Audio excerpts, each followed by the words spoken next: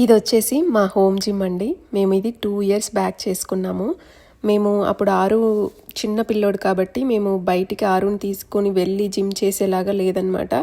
And మాకు దగ్గరలో ఉన్న జిమ్ ప్లేసెస్కి కూడా వెళ్తే పిల్లల్ని టేక్ కేర్ చేసే ఉంటుంది కదా, జిమ్స్ ఉంటాయి కదా మనం జిమ్ చేసుకునేంత వరకు. సో అలా కూడా ట్రై చేసామన్నమాట. సో మాకు దగ్గరలో అలాంటివి ఏమీ లేవు. సో ఇంకా ఇదంతా కష్టం అనేసి మనము హోమ్ జిమ్మే పెట్టుకుందాము అనేసి ఆలోచించి ఇంకా ఇమీడియట్గా అన్నీ వెతకడం, ఏమేమి తీసుకోవాలి, ఎక్విప్మెంట్స్ మనకి ఏమి యూజ్ అవుతాయి అనేది అన్నీ చూసి ఒక 2-3 వీక్స్లో చేసేసుకున్నామండి మొత్తం. అసలు ఎంత బాగుందంటే ఇది worth to have home gym అండి. మనకి చాలా టైం సేవ్ అవుతుంది. మనం ఎప్పుడంటే అప్పుడు జిమ్ చేసుకోవచ్చు. అండ్ ట్రావెల్ ఇదంతా టైం మనకి చాలా సేవింగ్ అవుతుంది అనమాట.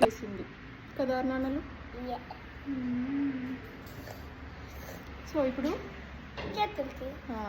బ్యాక్ యార్డ్కి వెళ్ళి కొన్ని అండ్ ఇప్పుడైతే జిమ్ అయిపోయిందండి. మీకు మోర్ డీటెయిల్స్ కావాలి ఈ హోమ్ జిమ్ గురించి అంటే చెప్పండి.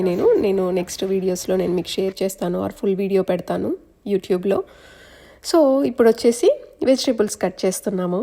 అండ్ మేము ఇంకొకటి ఏం చెప్పాలనుకుంటున్నానంటే, మేము ఈ మధ్య అసలు బయట ఫుడ్ తినడం ఎంత తక్కువైపోయిందో. మేము ఎవ్రీ వీక్ ఒకసారి బయట తినడానికి వెళ్ళేవాళ్ళం. ఏదో ఒకటి స్నాక్స్, ఫుడ్, రెస్టారెంట్ ఏదో ఒకటి అలా వెళ్తూ ఉండేవాళ్ళం.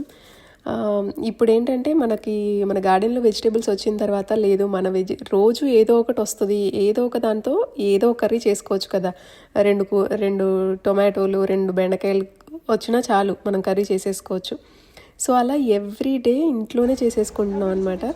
అలా బయట ఫుడ్ తినడం చాలా తక్కువైపోయింది. అదొకటి గుడ్ థింగ్ అనిపించింది నాకు ఈ సమ్మర్లో. అలా వెజిటేబుల్స్ అయితే ఇవన్నీ వచ్చేసాయండి. టొమాటోస్, బీన్స్, బెండకాయలు. సో వీటన్నింటినీ కుదిరితే స్టోర్ చేయడం, లేకపోతే వండుకోవడం. ఇదండి mini vlog. Thank you for watching. Bye bye అండి. Take care.